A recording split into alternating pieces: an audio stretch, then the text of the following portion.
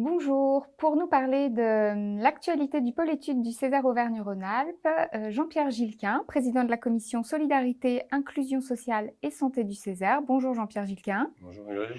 Alors effectivement, on comprend bien à travers l'intitulé de votre commission l'ensemble des thématiques que vous avez à traiter. Mais pendant les 6 années de mandature où vous avez présidé cette commission, eh bien, quel sujet avez-vous choisi? Vers quelle thématique vous êtes-vous tourné en fait? Mais on est allé encore au-delà des thématiques que vous abordez, puisqu'on a travaillé sur les aidants des personnes âgées dépendantes en Auvergne-Rhône-Alpes Oui. en premier sujet. Après, comme toutes les commissions, on a travaillé sur les solidarités pendant le Covid-19. Et puis, vu qu'on sentait qu'il allait se passer quelque chose en matière de logement, eh bien, on a pressenti la crise qui arrivait et on a travaillé sur le logement en Auvergne-Rhône-Alpes. On a produit un rapport assez conséquent en la matière, qui nous a pris beaucoup de temps, mais qui aujourd'hui, je pense, permet beaucoup de situer ce qui est en train de se passer. D'accord, alors ça, c'est pas votre dernier rapport.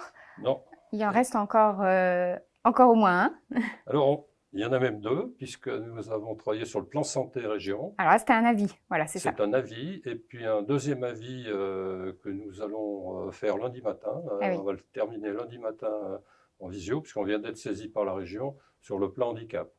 D'accord. Et sur la santé, je crois que vous aviez aussi, vous vous étiez emparé du sujet dans le cadre de la consultation sur le plan santé de l'ARS. C'est ça, également. En début de mandat. Voilà, en début de mandat, c'est ça. S'agissant du coup de la crise Covid, je crois que vous en avez fait deux, un pendant la crise et puis un à l'issue de la crise sur les solidarités, c'est ça? C'est ça, oui. C'est ça, et on a travaillé en visio d'ailleurs à l'époque, hein, vous vous souvenez. Nous sommes un des rares Césaires d'ailleurs à avoir continué à travailler pendant la crise. Je crois qu'on peut remercier nos présidents d'avoir pu nous Ça a permis de obtenir maintenir le qu'on lien. puisse continuer à travailler et garder le lien entre conseillers, même si on ne se voyait plus. Mais ça nous a permis effectivement, on l'a rappelé tout à l'heure dans notre commission, d'avoir cette continuité du travail. Alors, vous parliez tout à l'heure des personnes âgées notamment et du travail que vous aviez fait sur les aidants. Je crois qu'il a donné lieu à un déplacement qui vous avait particulièrement marqué, la commission, il me semble. Tout à fait. Nous sommes allés à Tassin. Alors, c'est pas bien loin quand on est à Lyon, mais on a visité une maison du répit qui était une des premières qui s'était créée en France.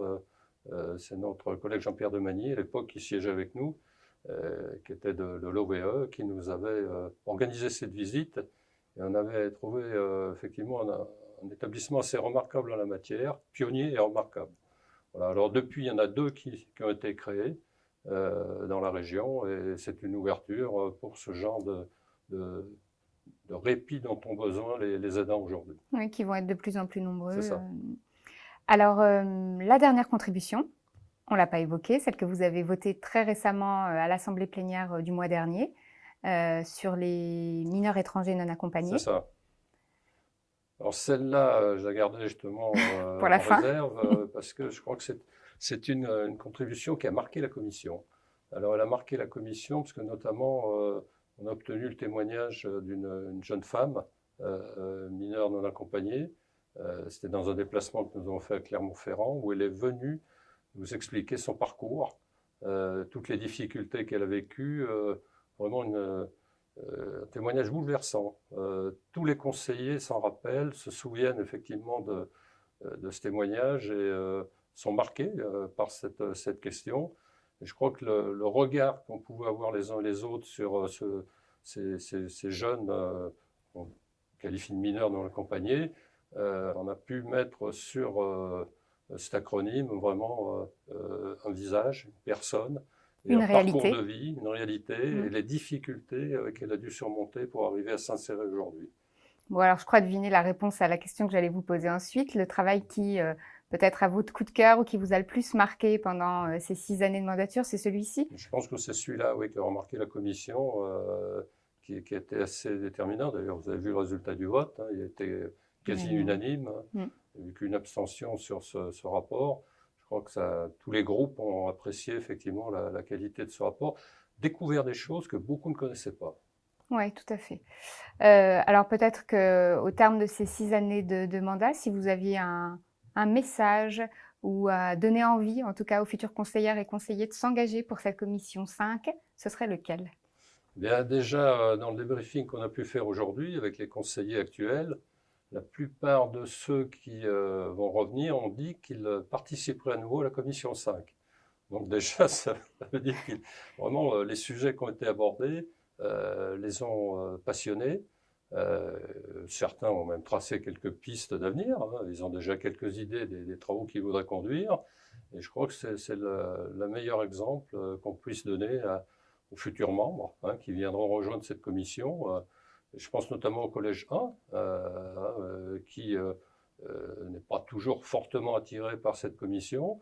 Ça pourrait l'inciter à venir participer à nos travaux qui sont tout à fait passionnants et les sortent un peu, effectivement, peut-être de leur activité habituelle hein, et leur montrent que la question, les questions que nous abordons, questions de société, principalement, questions qui touchent aux personnes, je crois que c'est ça qui est important, à l'humain, et sont tout à fait passionnantes et peuvent leur apporter beaucoup dans leur management. Alors, juste le collège 1, c'est le collège des organisations patronales. C'est ça. Bon, eh bien, en tout cas, vous pourrez retrouver tous ces travaux sur le site internet du Césaire. Merci beaucoup, Jean-Pierre Gilquin, et bonne soirée. Merci, bonsoir.